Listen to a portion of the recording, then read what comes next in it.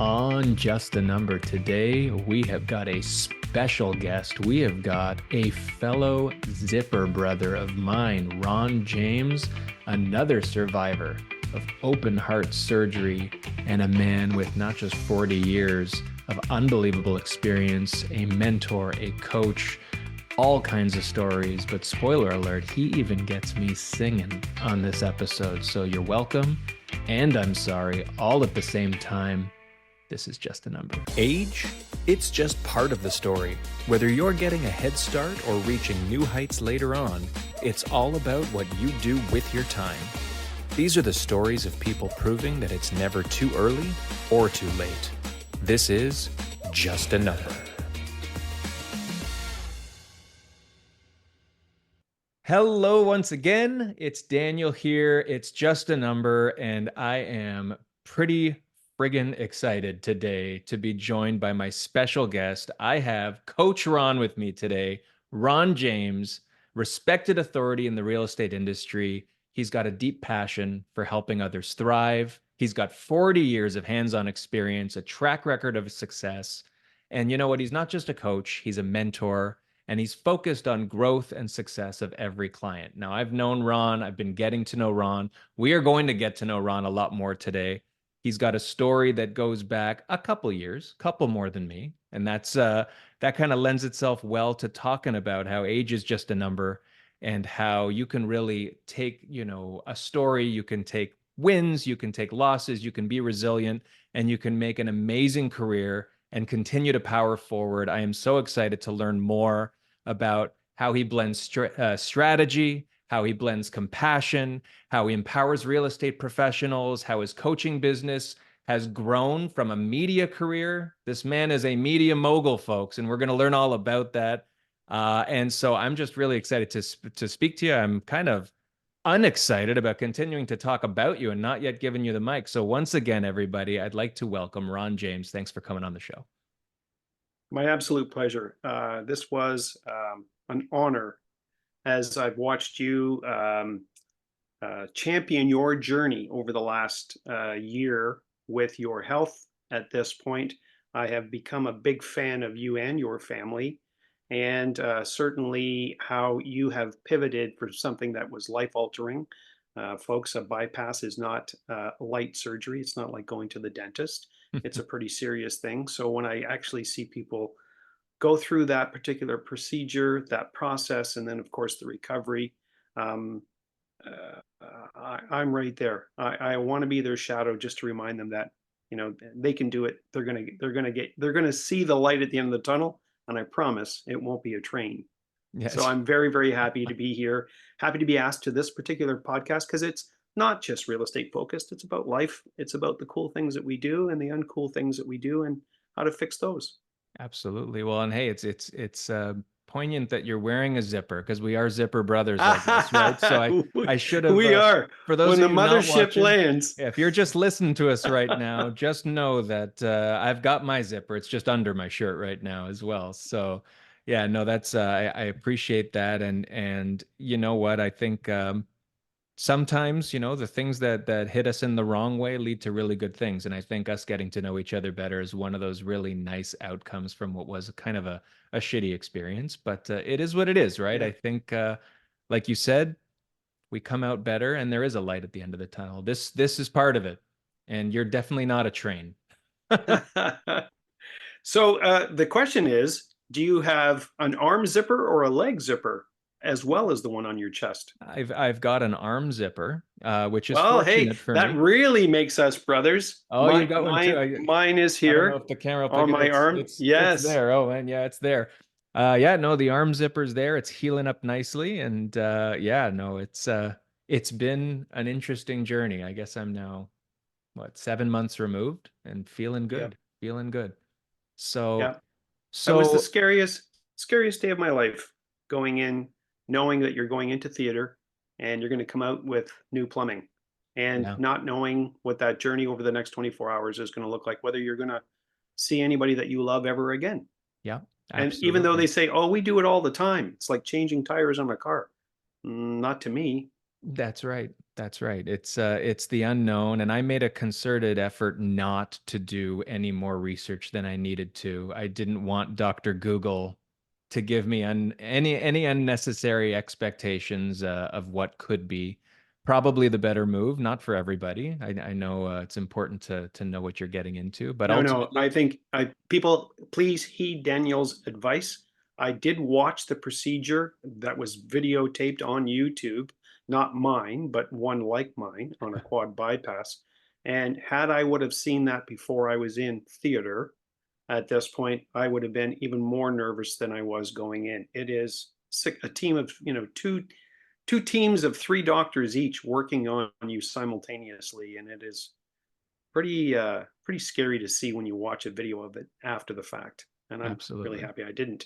I So couldn't wait to be. It's strange and ironic, maybe, that I wanted to go under as quick as possible because I didn't want to be in that period of anticipation, if that's the right word, nervous anticipation of what was to come. Because yeah, once you're under, you wake up again and it's done. But until then, it's a lot of curiosity and a lot of worry for the people around you as well. I think I was the most anxious about everybody who knew what I was going through and was nervous for me. They care, but it increases your own nerves when you know that people are kind of going through the scenarios in their head as well. It gets you thinking a little bit too much, and you never want to be alone with your thoughts. You want to be surrounded by, you know yeah, good vibes, but you want to be done, and we're done. And we we we are, made it. we are made it. So I have a story though. I have a story that's pretty poignant, yeah. especially to just a number.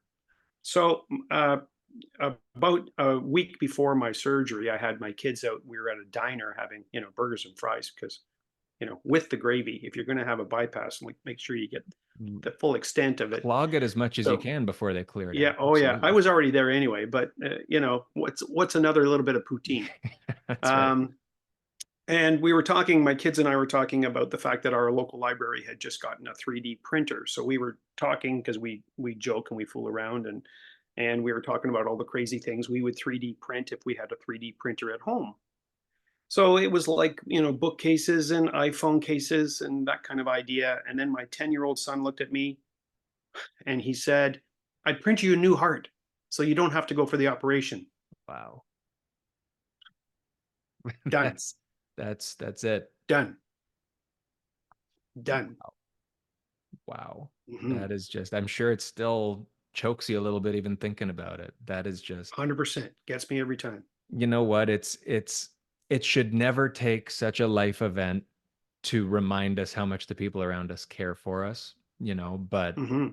hey, I mean, those are the moments that I don't know the right way to put it. It doesn't make it all worth it. That's the wrong way to put it because we'd rather not have to go through it in the first place. But wow, is that a really cool kind of byproduct of a bad situation where, it Yeah, reminds you, if you didn't already know, how much your kids, care for you, love you, and want to see you okay. So that's awesome. And yeah. I think we need to go find ourselves a 3D printer and just start making hearts for people and bringing them out to folks. Let's So, do it. so how long ago was that? It was over 10 years ago now, right? It was. Yeah, just about 11 years. And then I did have a good friend, a client and good friend, Rob McKeegan, who's a TD mortgage specialist out of the Burlington area.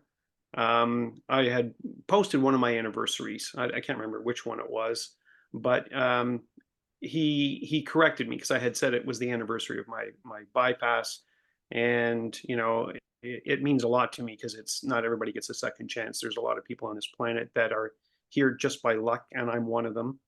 You're one of them. That's right. And Rob basically said, it's not an anniversary celebration. It is a life day celebration. It is this day is bigger than your birthday. This is your second chance, your second round, and it's yours to, grow and flourish or waste. So you decide what life day means to you, but it is your life day celebration. And I know you and I've talked about it on text at this point in time that you're coming up to an anniversary in 5 months, Yep. and it will certainly take over what your birthday means to you. Your life day will be even bigger than that. Absolutely. It So, it really it's true when they say today's, the first day of the rest of your life, and yes.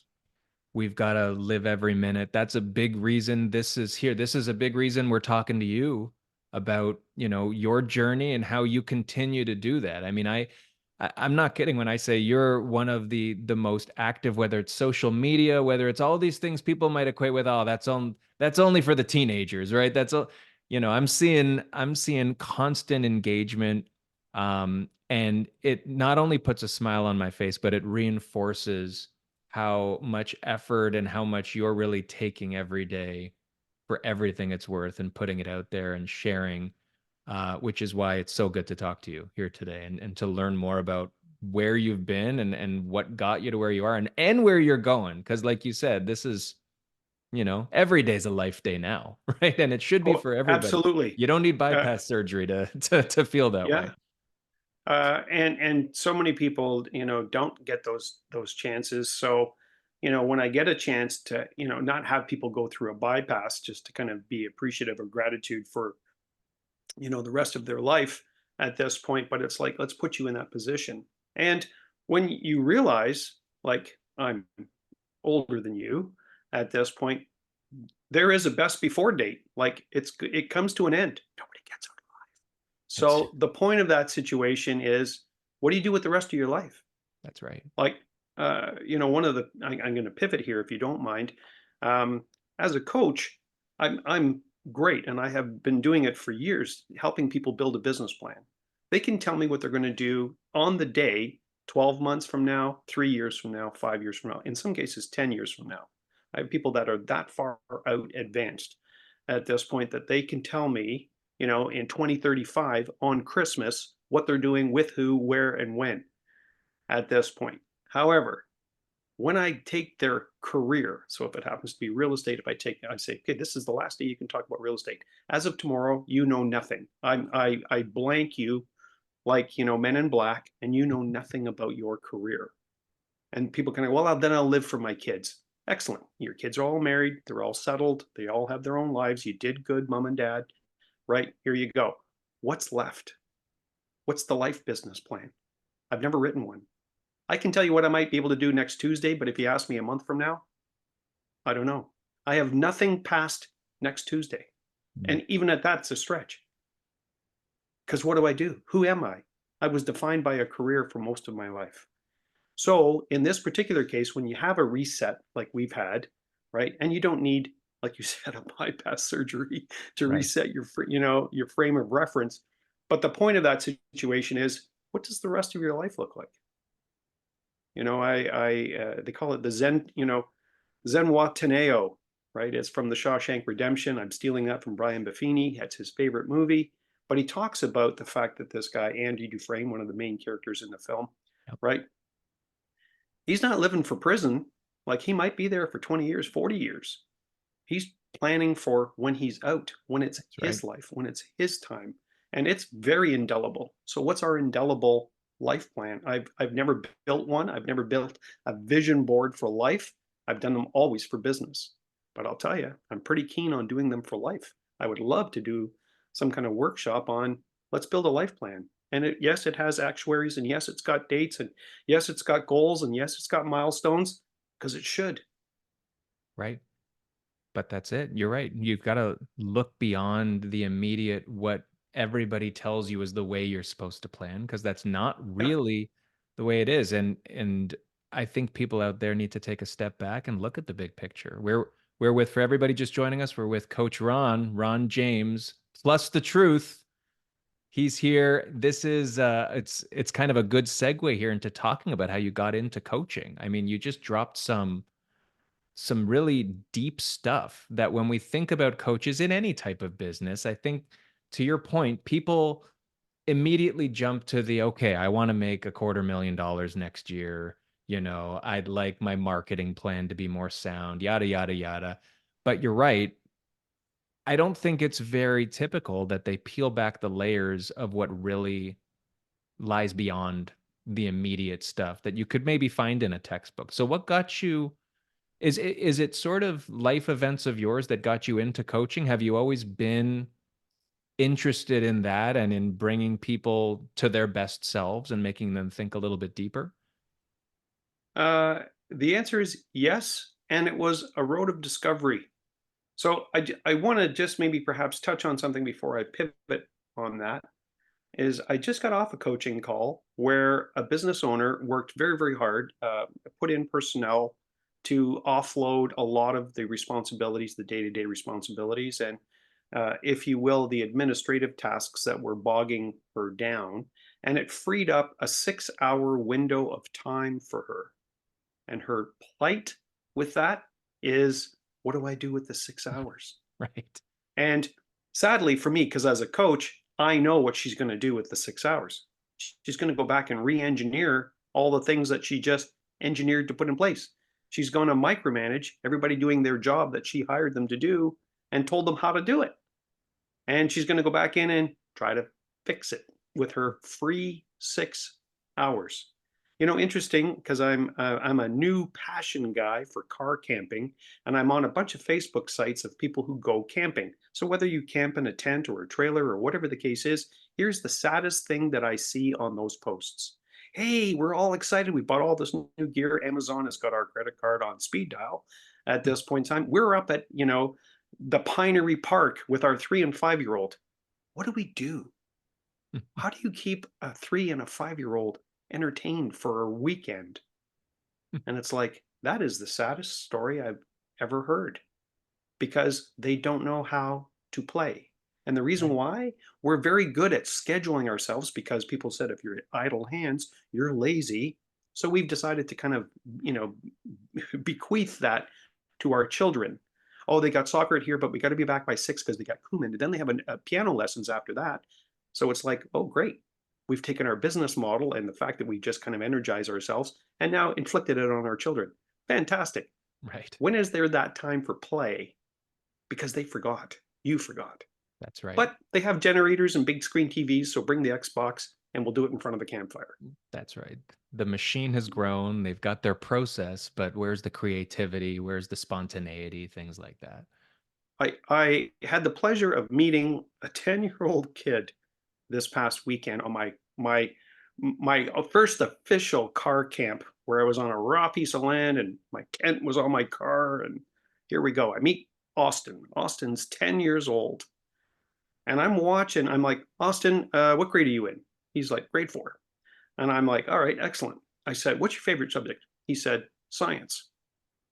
Not, a little unusual for a 10-year-old boy to say science. And I'm like, what do you like about science? He goes, it's science. It's like, yeah, I guess Yeah, it really is. it's a good point. You're And not wrong. so it's funny. I'm watching Austin, and Austin's going to build a fire. So he's gathering rocks. He's making the pit. Right. He's got all the sticks. He's got a real good fire game going. And I'm like, Austin, I'm really impressed, brother. You've got this thing down. I'm like, does your family camp? And is this where you've learned this? He goes, come on, man, outdoor boys. And I had just been introduced to it the day before. Hmm. So Outdoor Boys is a YouTube channel. A guy who lives up in Alaska. He's a lawyer, but he's Jeremiah Johnson.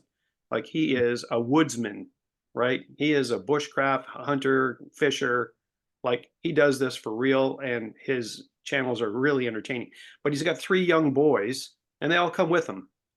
So they're all being exposed to this situation as well, nature and what nature has to offer. So I said, really, you watch Outdoor Boys? And he goes, well, I get up and it's like a Saturday morning and I'm kind of bored. So I go watch what they have on the channel and they say, hey, today we're going to kind of, on this 30-minute episode, we're going to go build a fort at this point. So I watch the video and then I get my ass going and I go build a fort. That's exactly word for word what 10-year-old Austin told me. Amazing. And he lit the fire, one match and the whole thing just like perfect. And I'm like, Austin, that was amazing. Hmm. And he's got this knife and it's this really ominous looking knife. And he goes, it's not sharp.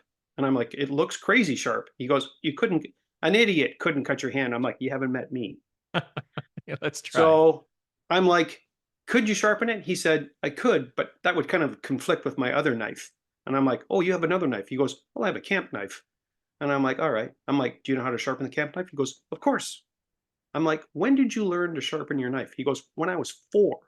I said, I learned yesterday, right? I'm 63. He's 10, right? He wins. And I'm like, hey, Austin, can you spit in this cup? I want to sell your DNA and sprinkle it on other people's children. Honestly. Like he had it dialed in. Like he didn't need the external world to tell him how to live a life. He decided to kind of get off his ass, his words, right? And figure it out for himself. Yeah. Like, holy crap, man. I really It's I need your story. Well, you know what? I find curiosity is a dying quality in a lot of people, and he seemed to have that and still has it. Like that drives you to learn, to ask questions, to not do what everyone else is doing. And that's I kind of want to meet Austin. I kind of want to go camping with Austin. I feel like he could help me out too. I don't know if we're worthy. Yeah, I know it's true. He could be our camp leader, maybe. Maybe we'll pay Oh, him for to sure. For uh sure. We're that's giving him the whistle. it's honestly. So what do you do to stay ahead of the game? And whether it's through curiosity, whether it's just trying to keep yourself always learning, like do you find that that's what drives you is just to stay curious? And like the car camping, like where did that come from for you? Well, and interestingly enough, you're right. So the revelation of it is this is your life day. This is the second chapter. This is the second chance. So I've done a few things in the last couple of years that have really just focused me. So I got married a couple of years ago to my lovely bride. We went to Greece on our holiday. She's Greek, and we went to Sparta, which is her family's village. Although she's never been back, and none of her siblings have at this point. That's where her parents were from. They've both since passed at this point. So we were there for about a 10-day junket. And because we're both real estate agents, and I swore that I would never marry a real estate agent, but here we are. Who knew? Um, who knew? Yes. And so we got there and we were looking at real estate. Her uncle was the driver. You can come out here and buy something for 25,000. Yeah, missing a zero there, champ. Anyway, so we saw an apartment, fell in love, and we bought it. Now it's still 2 years and we're not closed. So Greek real estate's a little different than Toronto real estate. Um, and she's my lovely wife, Antonia, Andonia, for all the Greeks that are on the call. Uh, she said, why do you want to do this? I'm like, your uncle took me for a walk. And 10 minutes away from where we have a condo now, right? We walked to this park. And the road went from a road with sidewalks on either side down to just a road, down to a dirt road, down to a path. And all of this in about 10 minutes. And we get into this park. It's gated at this point. There's a woman in that's sitting on a lawn chair. She speaks Greek to the uncle, Theo. And we're walking through, and I see a sign written in Greek and English called, Acropolis. And I'm like, no, Acropolis is in Athens. Anyway, we walk, and I'm starting to see ruins, like columns that are broken and just lying on the ground and amongst the grass, etc.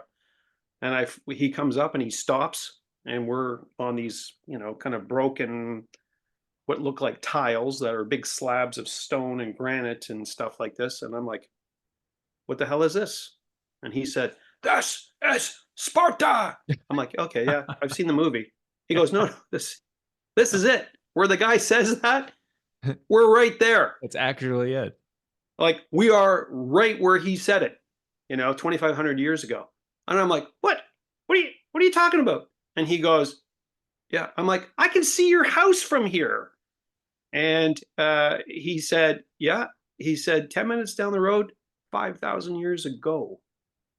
Like actually 2,500 years ago, to be exact, at this point, where Leonidas stood there and said, this is Sparta. Wow. Interesting when you're sitting in your condo watching the movie 300 and they ride into Sparta, and I pause the film as they're riding in, kind of going, where the TV is like 10 minutes from this balcony. I'm Like looking at it. that's this real juxtaposition of, where things are. So my wife, she asked me, she said, "Why would you buy a property in Greece, especially Sparta?" I'm like, "You're related to a third of the city. Like literally, if there's 25,000 people, you're related to personally 8,000 of them. So we kind of get our own fan base here." But number two is right outside my apartment, like literally across the street where there should be somebody else's house, is a building that's a set of ruins that's 2,500 years old. I've watched for the last 2 years an archaeological team take it apart, like dig it, bring it down, bring up all of the stuff. And I'm fascinated by it, riveted to the whole process. And I went down and I spoke to the archaeologist, who's a woman, and I'm like, oh my God, this is, I'm from Canada. This is like looking at the moon close up. Like we have zero reference point. The oldest, oldest building in North America, not including Mexico, is 450 years old. It's like 450 years old in Quebec City, our oldest city in Canada. And she goes, 450? She goes, we have streets where they're thousands of years old and they're still standing and still, habitable and are people's residences. And she said, for sure, 600, years old is new. That's And that's a it's like, pre-con. wow. And she said, did you notice anything looking down from your balcony about this dig? And I'm like, what's the pipe at the back? She said, indoor plumbing. Wow, This is Roman built 2,500 years ago with indoor plumbing. I'm like, that's wild. are you kidding? And she said, nope. And she said, by the way, to you, it's the moon. To me, it's Tuesday. I have several of these sites going on at any given time. At this point in time, this is just what I do. Like to her, it was nothing. To me, it was mythical. Yeah, So my point is, I'm like, all right, I'm 63. I might have 20 years left on the planet, maybe less with my heart issue at this point in time. And it's like, I want to die with an adventure. I want to die with someone saying, what the hell is he up to now? That's what I want to do at this absolutely. point. And that curiosity has pulled it out. I, started paddleboarding 2 years ago, fell in love with the sport, right? Do it. I live in Welland, so I'm surrounded by canals and waterways. So I paddleboard a lot. Am I really good at it? No. But do I really love it? Yep. Does it like me? Depends on the day. But Exactly. it gives me something at this point to do something that I can't do on my own. Somebody says, hey, we're going to go and just sit and do nothing and listen to nothing. Yeah, a little hard for a guy with ADHD at this point in time who is Yeah, used to programming every microsecond of his day to yeah, do nothing is beyond my scope of comprehension. Paddleboarding puts me in that space. Just kind of goes, you can only be one with the water, hopefully out of it instead of in it that's it. at this point. And then the car camping. And where that came from is my good friend, fellow realtor, Dave Chometz. He retired out west, Vernon, BC, and he bought a Sprinter van, not, I think, the Dodge version of it, not the Mercedes version of it, just as a work van. And he had tricked it all out. And Dave's a millwright by trade. So his van is literally the Millennial Falcon. It's got all these, he can, live off this thing. If there's an apocalypse, Dave's good for like a next month at this point. And he's just worked on this van. And the beginning of this or midsummer, I get a call. Hey, you want to meet for coffee? I'm like, I'm not in Vernon, BC. And he said, neither am I. I'm in Coburg, but I'm going to come in on this particular date and we can have breakfast. All right, fair enough. So I asked him, where's your wife? He said, oh, still in Coburg. I said, you drove from Coburg to have breakfast with me in Burlington? And he said, hell no. He said, I like you, not that much.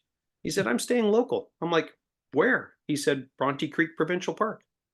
I'm like, that's a trailer park. And he said, and I have a trailer or a van. So he said, what I do is I line up all my dates because I still have a bunch of people I love to see and come to visit. When I'm here, I just bring my bedroom on wheels with me wherever I go, so I can go into the middle of the city, like Bronte Creek Provincial Park, and set up space. So I have a breakfast with you, I have a lunch with somebody else, and I have a dinner with somebody else on the way out. at that point. And I'm like, really? And he goes, when you have a bedroom on wheels, you can go wherever you want. He said, when I go to Vancouver, weirdly enough, and it's just kind of, historic, they have a trailer park right in the middle of Vancouver. So I book a spot there, and for 40 bucks, I can stay per night right in downtown Vancouver in my own bed, so to speak, because I Yeah. built the damn thing. Yeah. So he said, I can go to places that most people can't go or afford to go in my van of action. That's what he calls it. That's the website. That's the YouTube channel, Van of Action, right? It's Dave Chalmers. So we actually have a camping date coming up in the next week or two where Dave and I are going to go sleep out, sleep over. Right And I on. can't wait. And I can't wait. you got to invite Austin if he's available. Oh, I wish. Yeah. If he's Um, available.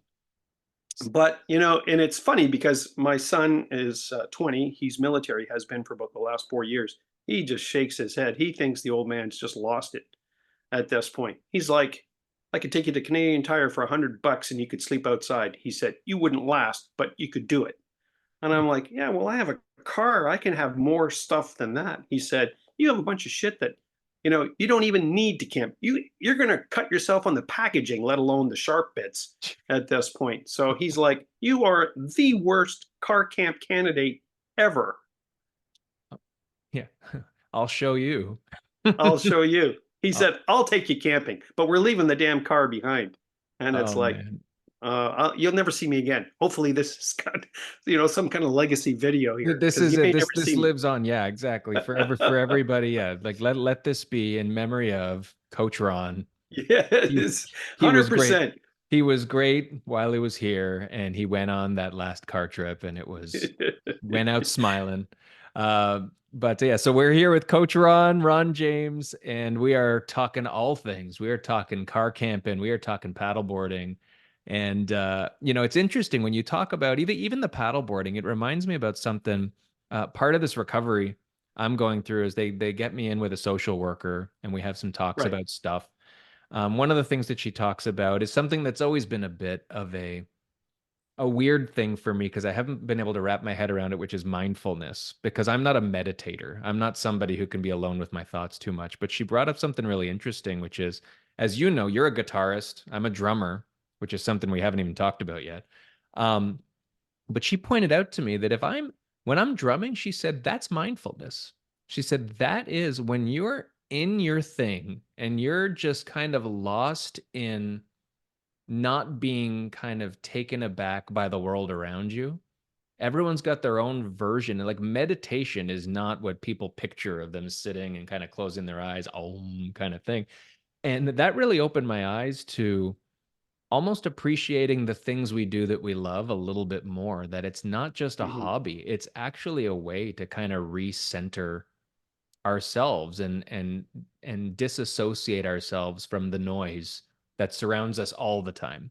Like, do you when you go paddle boarding, I don't know if maybe that's a little bit too leading of a question, but is that sort of an element of when you're doing these things or when you're playing guitar? Like, do you find that that helps you kind of get away from everything, or is that not something you've ever found to be a problem in the first place?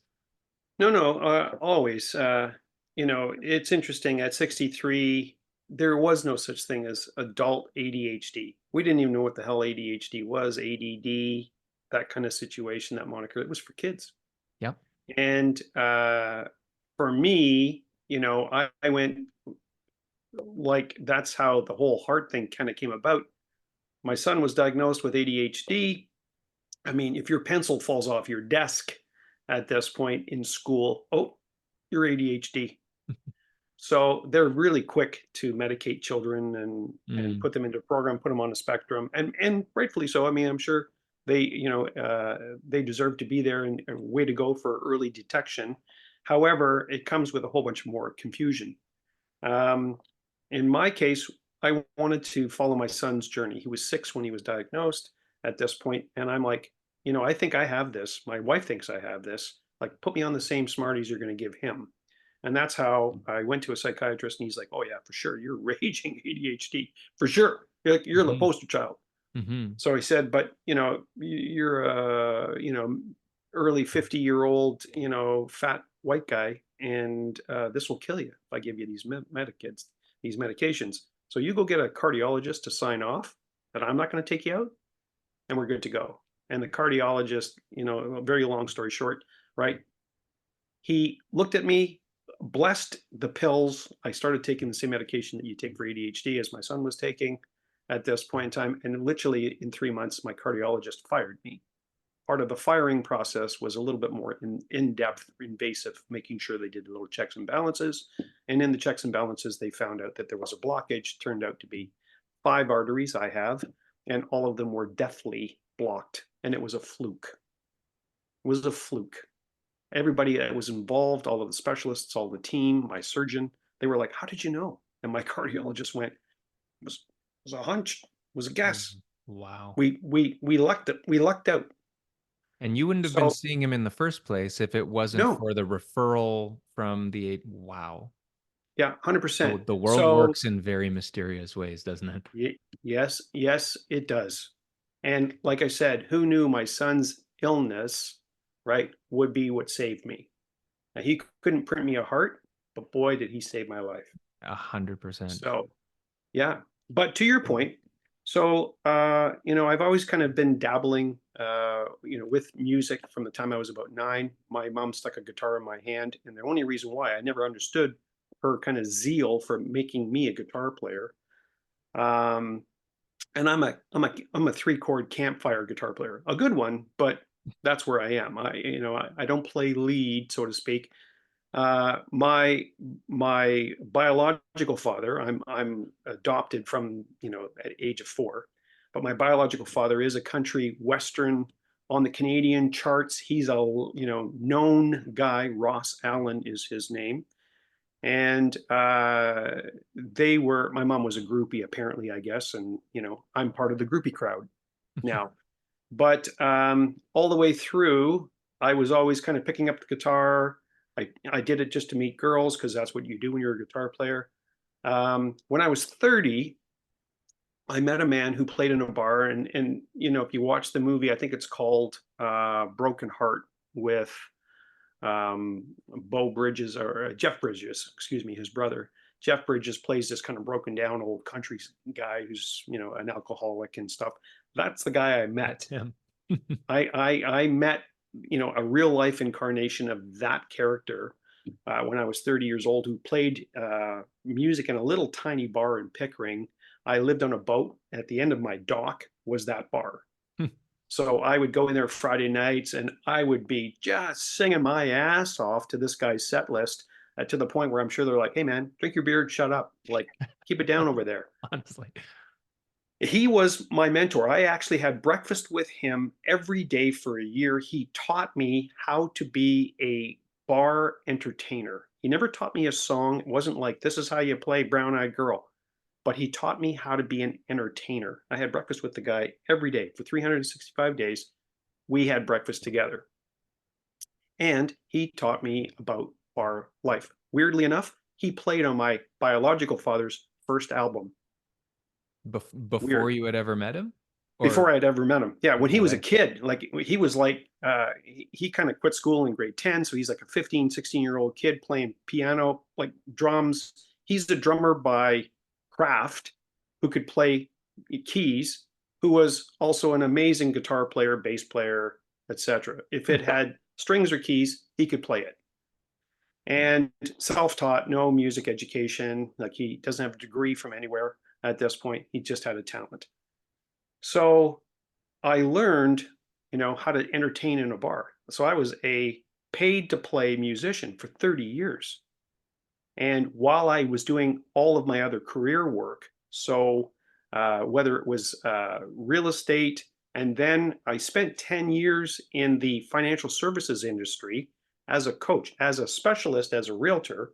I'm working with mortgage people because who are their clients? Realtors. Who don't they know how to talk to? Realtors. My job was Mhm. to teach them how to talk to realtors, how to actually get involved, to become a partner with a realtor as opposed to just servicing them. Right. So a lot of that was coaching bankers on how to work with entrepreneurs. So, and I loved it. It was a handmade career for me. I love, to tell stories. I love to educate. I love to teach. That comes through the entertainment side as well from being a musician. But the music was the yin yang. It was the juxtaposition from corporate blue suit bank world to entertaining on a stage. And I tried to blend the two together. They don't always work, but when they did, they were absolute magic. I, People I said, I thought you were an asshole when I saw you training in the bank, and then I heard you play, and all of a sudden I'm your biggest fan. So now it's you got like, street cred. I take it all back. there Yeah, you no, go, man. it's it's interesting that, not in every case, but I'm a firm believer that all these things we do and the willingness to just jump into stuff because you only live once and because, there's opportunity and maybe even slight interest. Like when something even slightly interests me, I at least want to taste test, even just to learn that I don't like it. And in a lot of cases, in almost every case, it may not be a direct line or link to the next thing or to whatever, your career path is or things like that, but you've totally touched on the fact that there's no mutual exclusivity from anything that you do, right? Whether music in a bar seems a world away from coaching mortgage professionals on how to speak to realtors, I'm sure you could connect any two phases or experiences in your life in one way or another, whether it's direct or whether it's just sort of in theory of things you learned along the way. And that's to me, that's such an interesting thing. As I learn more about people, I learn more about myself, about, why do we do the things we do and what do they lead to, right? Nothing I don't think happens for complete by accident. I think we make our path, we chart our path, but the decisions we make are all for something, even if they don't seem like it when we're doing them. Oh, 100%. And a good friend of mine used to have a showcase. So he would have a networking night. Barry Lebo did Yep. these on the regular. And uh, he had one, and I said, I want a time slot. Like, figure out what your calendar looks like. I want a time slot. I worked for a year on a program that I introduced at his event and then subsequently at a coaching event. And it was called Sing Song Sell, Hmm. and it was talking about musicians. So you're a musician, I'm a musician, right? If we go and we get a gig, so we're going to play. Daniel, you're the drummer in our band, and I'm the guitar player in our band. I At can't this wait. point, we're going to play a month from now. Well, we're going to rehearse. Like there's going to be 2 or 3 rehearsals per week for the next 4 weeks, right? We're going to have 20 hours more, 24 hours of rehearsal to play 3 45-minute sets, Hmm. right? We've played these songs a million times. Now we just played them a million and one. So we will put that kind of effort into, right, the event to be great for one show. And when I bug real estate agents, it's like, okay, you do a buyer presentation. I call it a plan because I don't like the word presentation. Sounds like a pitch, right? When you're going to do a listing plan, not a listing presentation, right? Hmm. When do you practice? Oh, I know it. Good. Go. Show me, right? You don't know it as well as you think you do because you did it once, you built it once, you built a slide deck, and away you go. And you can't do it the same way twice because you don't practice it. And you can't also prepare it and present it in a way that the client will listen. Right? I love the song Brown Eyed Girl. You change the words, it's not the same song. I can't sing along, so I don't like your version. Hmm. And at the same time, I really like reggae. So unless you can do Brown Eyed Girl with a reggae beat at this point in time, I'm not listening. Right? Yep, I know the song. Yep, yeah, you did it really well. Not interested. And when I looked at that, I looked at the fact that where people said, well, I don't like scripts. I can't learn scripts. I can't learn how to repeat things. And you kind of go, yeah, you can. It's actually hardwired into your DNA. Do you know why? Because long ago, when we were grunting over a fire, somebody started looking at our legacy, our lineage, and they trusted just the shaman to remember our history. And eventually, the shaman got old. His thing got a little bit kind of gray and foggy, and he didn't quite remember it the same way every time. Same story, sorta, but like a bad game of telephone. He would basically tell the story, and every time there was a new version of it, people would say, "Wait a minute, there's a new character in this one." So what they started doing was somebody started tapping a log. You'll appreciate this as a drummer. They gave it a beat. Mm. Boof, boof, boof. When the story had cadence, it actually was able to be replicated every time the same way. The same information, the same storyline, the same characters, no deviation, based on a beat. So the two sides of your brain work in a capacity where lyrics are on one and music's on the other. So my test is when we'll use the word, we'll use the song American Pie.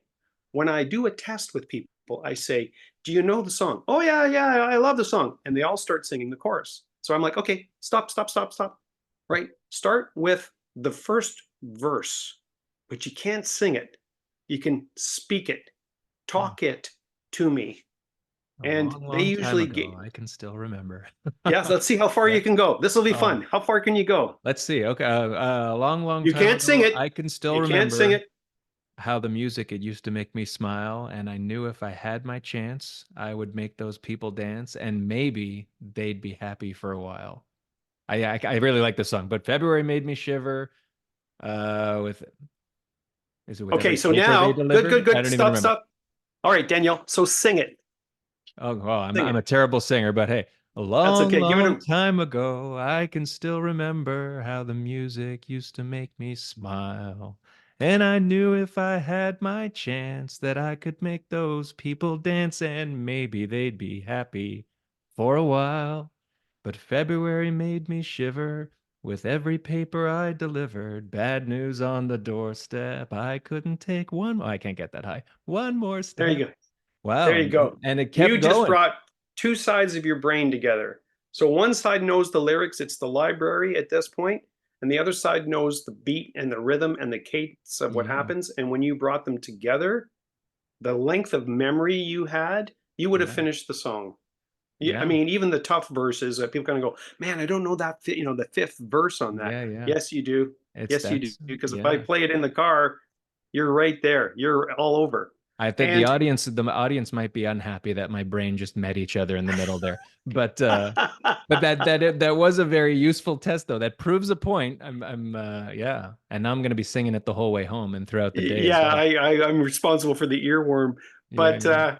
if you looked at that, and what I tried to get people to understand was the purpose of Sing Song Sell was the mindset that we go through when we're looking at uh, trying to have memory, trying to do things by script or by rote at Hmm. this point. And if you remember, I don't know if your parents were one of these people, but I was one of those ones. If my parents heard the stereo while I was supposed to be doing homework at this point in time, I'd be like, "If I come up there, turn that thing off, blah, blah, blah, blah." What they didn't realize, the neuroscience of what that is, I would have more retention while having music in the background by doing my homework. It would Hmm. be sticky because I'm associating what I'm learning with what I'm hearing. Yep.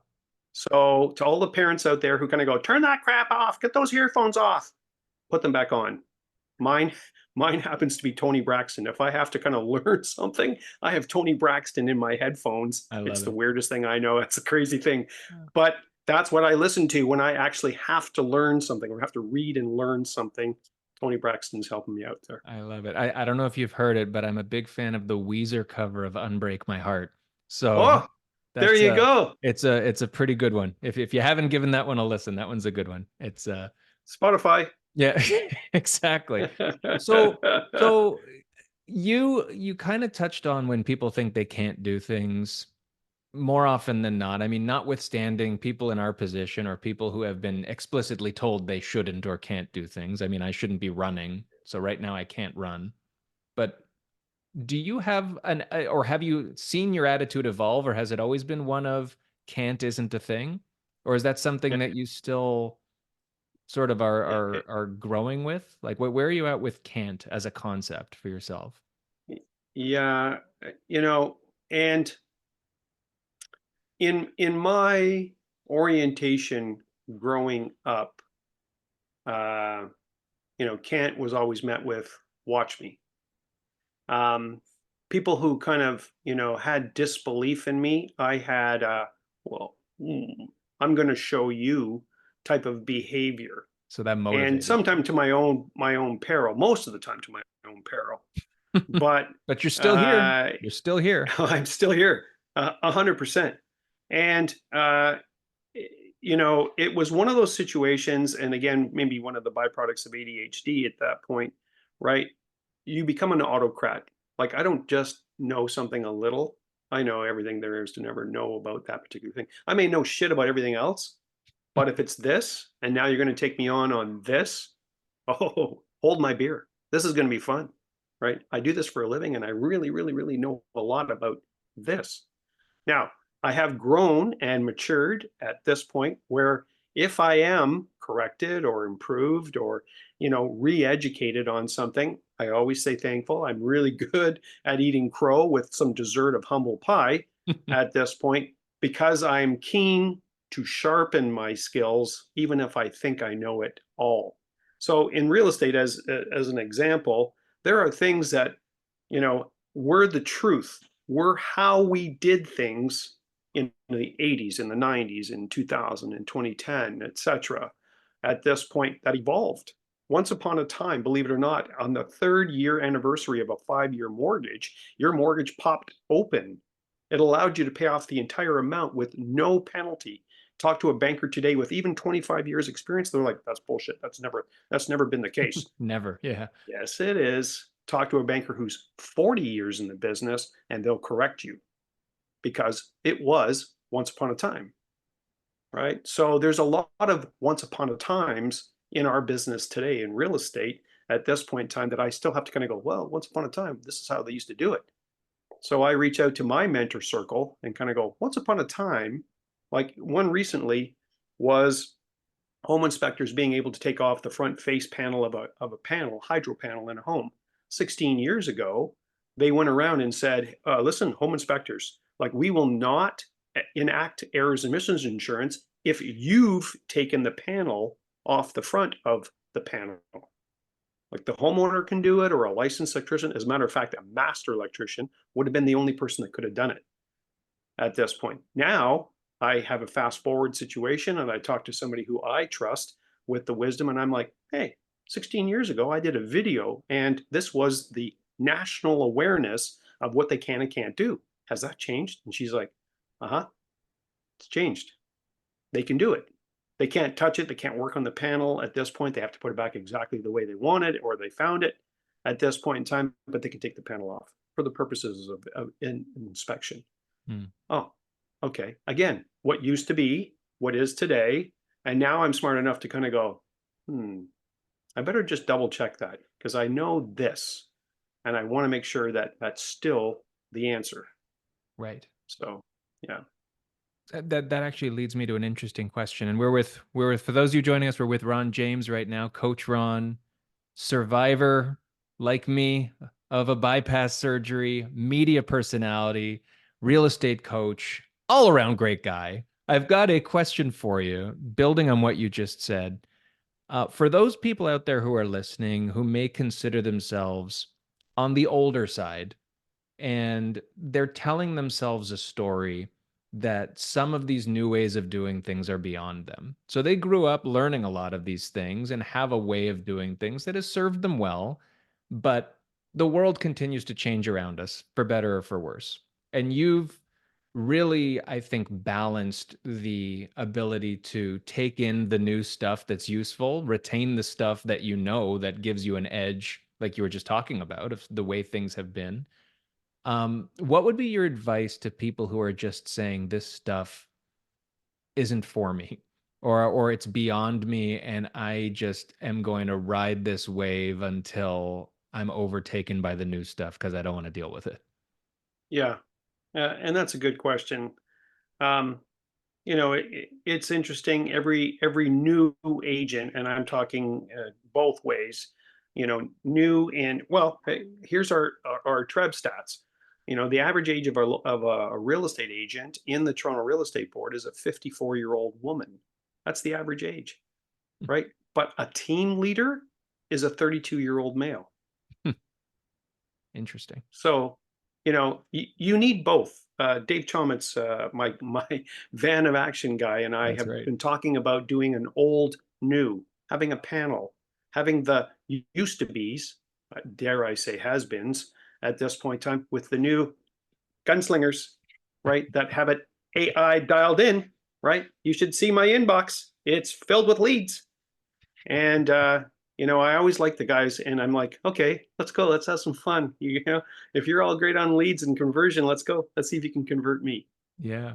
right? Because I guarantee you can, right? And Yeah. the reason why is because you're just trying to get me into the door at this point in time. I'm trying to make a kind of living for you, having built a house for you at this point in time that you're going to talk to your kids about.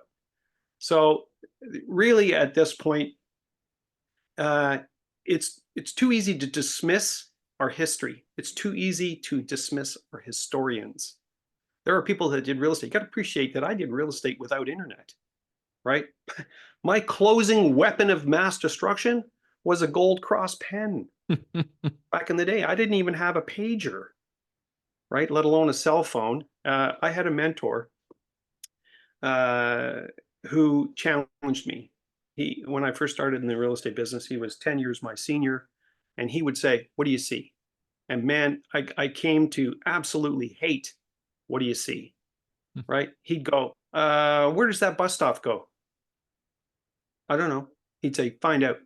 Like someone's going to ask you, they're going to move to Heart Lake and Brampton when it was like you had to go through 10 miles of farm field before you got to Heart Lake. At this point, someone who doesn't have a car because somebody takes one to work. At this point, they're going to need the bus to go somewhere. Where does that bus go? I don't know. Today, you pull up on the phone. What is it? Okay, it's the ninth line. Okay, we're going to go on the. Where's the ninth line bus go? Back then, it was shoe leather, Hmm. right? I had to go to the Brampton Transit System, find out, the map for the bus routes and where I was and what that looked like and how it worked and Yeah. the whole bit. What do you see? I miss having that kind of challenge. I remember he actually physically taught me how to show a house. I talked to realtors on a regular basis at that point. Who showed you how to kind of show a home? Nobody, right? Do you work with a brokerage? Oh, one of the best. Broker record? Oh, yeah, he's awesome. I love him, right? Nobody showed you how to show a house. So how do you know you do it right? Well, I've made deals. That's, Hmm.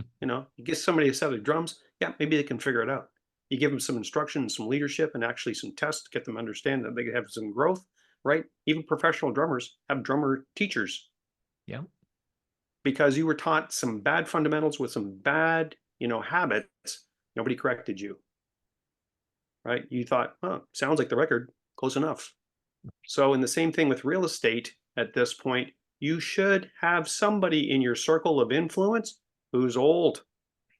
They did it different. You can make fun of them, sure, absolutely. They are, Mennonites, and it comes to, they don't know AI. On the flip side, I would turn it around for the aging, and we are the majority, not the minority. It's the young kids, people under 40 that are the minority, not older. No one ever kind of grew up. Maybe today they do, but back then, right, real estate was a second, third, or fourth career. It was after the parachute that you got your real estate license.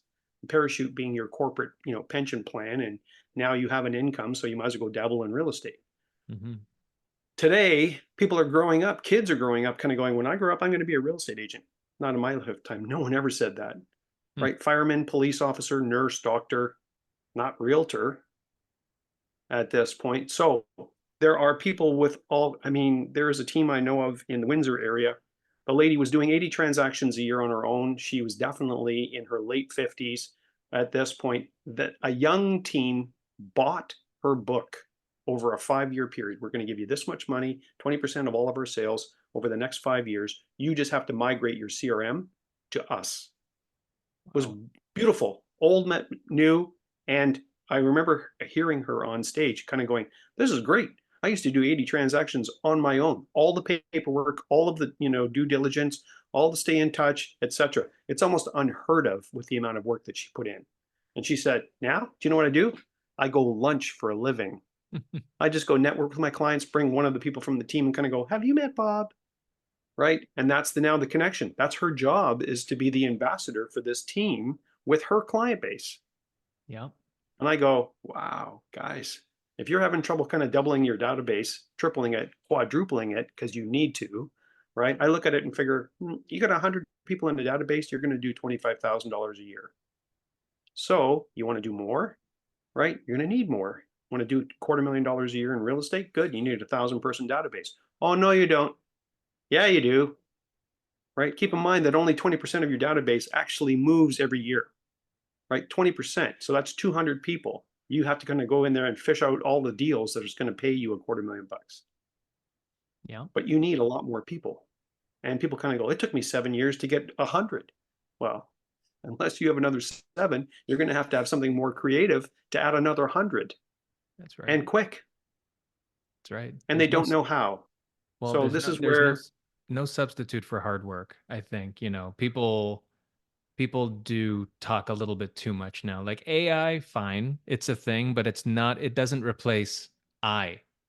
Like the artificial that's there is artificial for a reason. And whatever you want to call it, experiential intelligence, whatever. I mean, people who have been there and done that, that is worth a ton. That's worth more than anything any computer can tell you. I mean, the computer can help you organize, it can help, maybe get your thoughts in order, but you still need to have some tangible thought and experience and hard work to get the job done.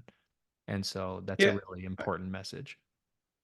And again, if we, if I go pop culture on this, Iron Man, you needed, Tony Stark to run Jarvis, That's right. right? Jarvis didn't run Tony Stark. That's So that's a that's a good point. That might be the that's going to be like the tagline for this episode. Jarvis didn't run Tony Stark. Listen to Ron James. there you go. He's dropping Absolutely. some truth bombs today Yep, because he is Ron James plus the truth. he is. That's that's it. So why don't you give us some like serious parting words of wisdom and advice for people listening? There's people listening who are the younger folks who think they're not there yet and feel like they're in a can't position. I can't yet do this.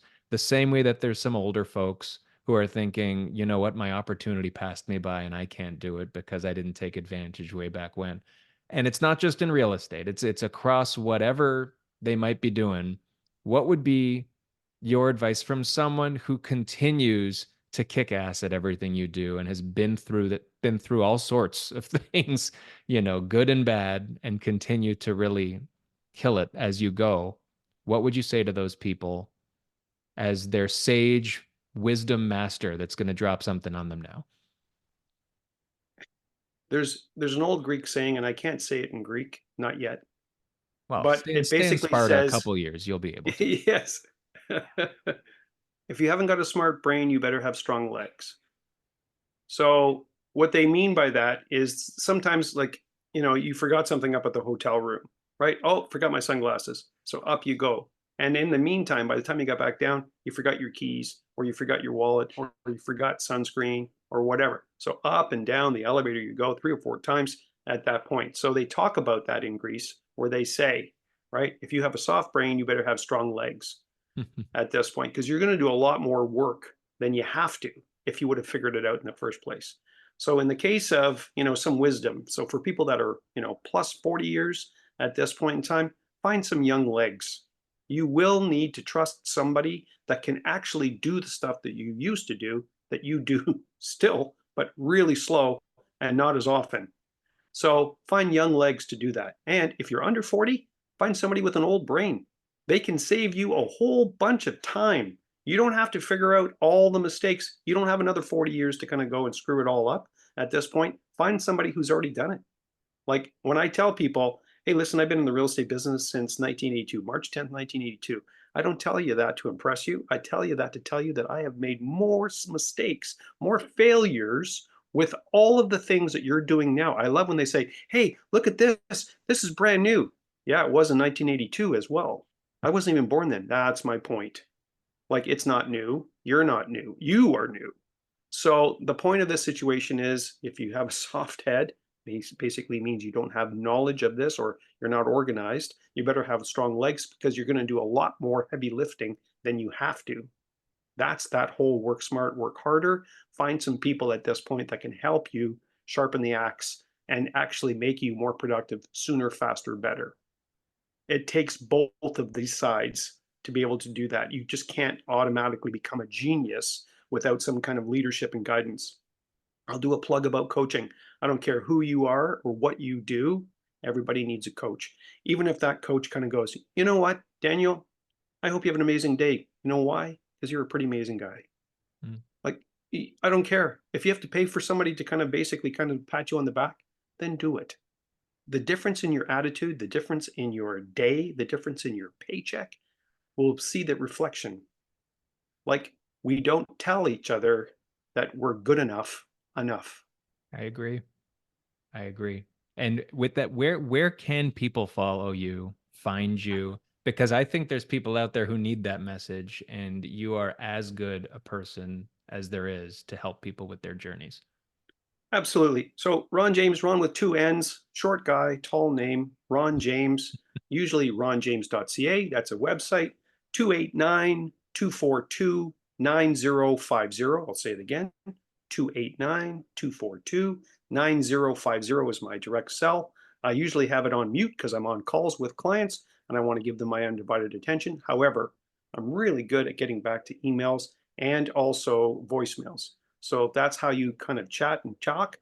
All good. And if you want to go car camping, paddle boarding, have a jam at this point, I'm up for it. Add me to your invite list. I'll be there. That's awesome. I know I'm going to be jamming with you. Maybe we'll be doing some campfire stuff if I can find a couple of good buckets to play alongside you. Yeah, Um, that's that's it. awesome. So everybody give Ron a call, reach out to him. This is just the tip of the iceberg with the, wisdom and advice that he has. He's seen a lot of things. I'm proud to be a member of the Zipper Club with you, and we are going to continue to have great stories for each other. This is probably just chapter one of many of us chatting on this podcast, outside this podcast. I really appreciate you taking the time. Thanks for joining us today. Thanks, brother. Thanks for doing what you do. People need to hear it. Thank you.